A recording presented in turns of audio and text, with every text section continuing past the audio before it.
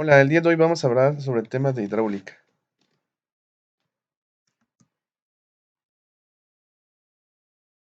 La hidráulica es la parte de la física que estudia la mecánica de los líquidos, analiza las leyes que rigen el movimiento de los líquidos y las técnicas para el mejor aprovechamiento de las aguas. La hidráulica se divide en dos partes. La primera es la hidrostática, encargada de lo relacionado con los líquidos en reposo, y la segunda es la hidrodinámica, que estudia el comportamiento de los líquidos en movimiento.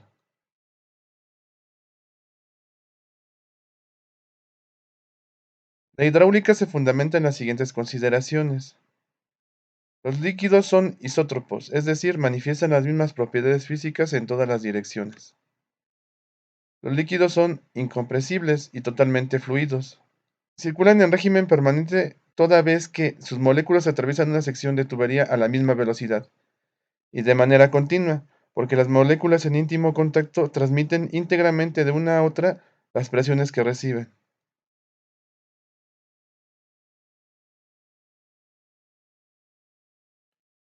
La hidrostática se fundamenta en las leyes y principios como el de Arquímedes, el de Pascal y la paradoja hidrostática de Stevin, mismos que contribuyen a cuantificar las presiones ejercidas por los fluidos al estudio de sus características generales.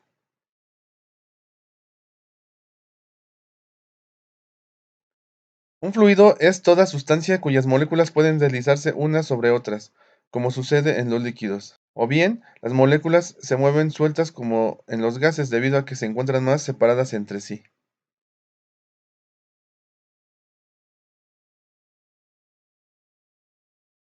Un gas tiene una densidad, la relación entre la masa de una sustancia y el volumen que ocupa, muy baja, debido a la separación entre sus moléculas y por tanto puede comprimirse con facilidad, mientras que en un líquido es prácticamente incompresible. Un gas es expansible, por lo cual su volumen no es constante y al pasarlo a un recipiente de mayor volumen de inmediato ocupa todo el espacio libre. Un líquido por su parte no tiene forma definida, pero sí volumen definido.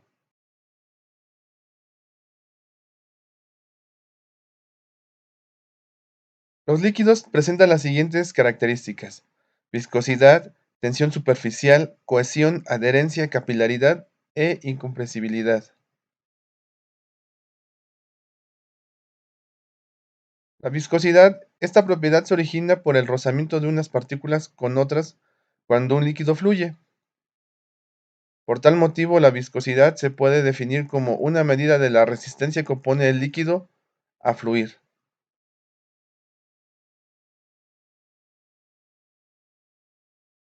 Para medir la viscosidad, se hace lo siguiente. Si en un recipiente perforado en el centro se hace fluir por separado miel, leche, agua y alcohol, observamos que cada líquido fluye con rapidez distinta. Mientras más viscoso es un líquido, más tiempo tardará en fluir.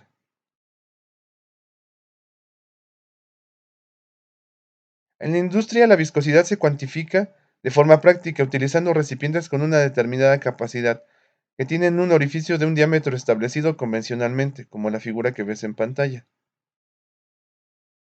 Al medir el tiempo que el líquido tarda en fluir, se conoce su viscosidad. Para ello se usan tablas que relacionan el tiempo de escurrimiento con la viscosidad. Tablas como la que estás viendo a continuación, donde podemos ver la viscosidad medida en pascal por segundo del agua, del aceite de oliva, del mercurio y la glicerina.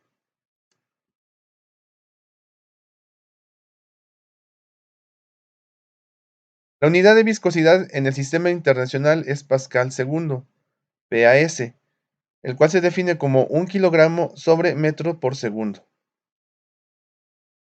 El pascal es definido como la viscosidad que tiene un fluido cuando su movimiento rectilíneo uniforme sobre una superficie plana es retardado por una fuerza de 1 newton por metro cuadrado de superficie de contacto con el fluido, cuya velocidad respecto a la superficie es de 1 metro por segundo.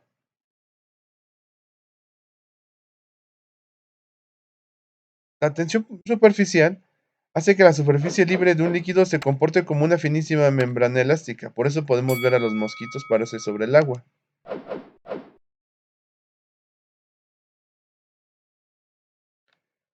Este fenómeno se presenta debido a la atracción entre las moléculas de un líquido. Cuando se coloca un líquido en un recipiente, las moléculas interiores se atraen entre sí en todas direcciones por fuerzas iguales que se contrarrestan unas con otras. Pero las moléculas de la superficie libre del líquido son atraídas por las interiores y laterales más cercanas, como se observa en la figura que estás viendo. Por tanto, la resultante de las fuerzas de atracción ejercidas por las moléculas próximas a una superficie se dirige hacia el interior del líquido, por lo cual da origen a la tensión superficial.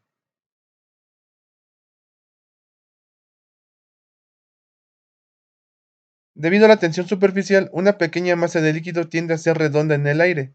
Tal es el caso de las gotas. Los insectos pueden caminar sobre el agua, o una aguja puede ponerse de forma horizontal sobre el líquido y no se hundirá. La cohesión es la fuerza que mantiene unidas las moléculas de una misma sustancia, como es el caso del mercurio. Por la fuerza de cohesión, si se juntan dos gotas de agua forman una sola. Lo mismo sucede con las gotas de mercurio.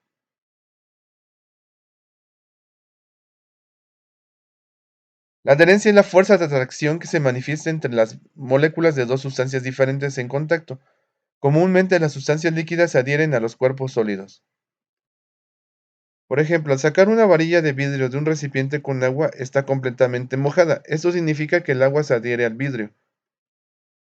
Pero si la varilla de vidrio se introduce en un recipiente de mercurio, al sacarla se observa completamente seca, lo cual indica que no hay adherencia entre el mercurio y el vidrio.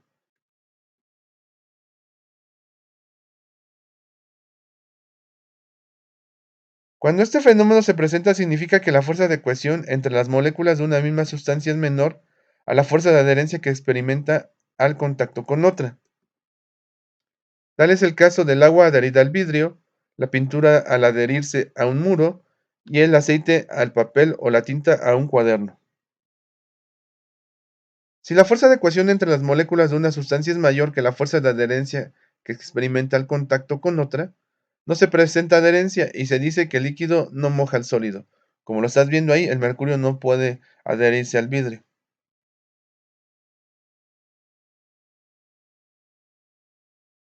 En esta figura que estamos viendo en pantalla, vemos el comportamiento de dos sustancias, el agua y el mercurio. Por un lado, el agua presenta adherencia y nos muestra un comportamiento cóncavo, mientras que el mercurio presenta cohesión y un comportamiento convexo. Otra característica es la capilaridad. Se presenta cuando hay contacto entre un líquido y una pared sólida. Especialmente si los tubos son muy delgados, los vamos a llamar capilares. Entre más delgado el capilar, más sube la columna de líquido, como ves en la figura. Si se introduce un tubo de diámetro muy pequeño en un recipiente con agua, se observa que el líquido asciende por el tubo y alcanza una altura mayor que la superficie libre del líquido. La superficie del líquido contenido en un tubo no es plana, sino que presenta un mecanismo cóncavo, como el que estás viendo ahí. Por otro lado, si se introduce un tubo capilar en un recipiente con mercurio, se observa un líquido que desciende debido a una depresión. En este caso se forma un mecanismo convexo.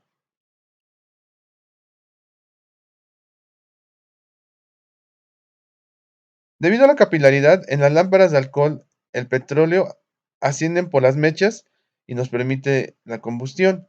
Otro ejemplo es un algodón o un terrón de azúcar sumergidos parcialmente en agua, la absorben poco a poco. Y la savia de las plantas circula a través de sus tallos, o también el ejemplo de los vasos que estás viendo ahí.